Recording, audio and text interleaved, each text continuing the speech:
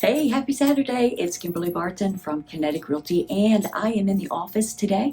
Had a super start of the day this morning, having breakfast with my sweetie and talking over our days and our plans, dreams, and goals.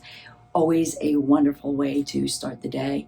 And now I'm in the office and I have a meeting virtually with one of our agents to review his multiple offers on one of his listings, and we're going to go over the merits of each of the offers and discuss through each of those offers as we are going to set up to present to the sellers. And going to do an investor analysis on 3 different properties that I've already previewed for him, put together the return on investment worksheet, so the evaluation will include repairs, potential return on investment, leasing time, vacancy times, all of those types of things, so that he can determine whether or not it makes sense for him to pick one of those properties or all 3 to add to his portfolio.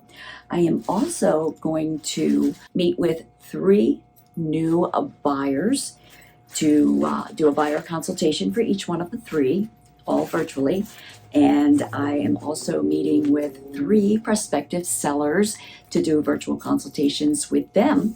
And then I am going out to show one of my listings to a prospective buyer. So it's going to be a busy Saturday. Hope everyone enjoys the weekend. I'll see you around. Take care.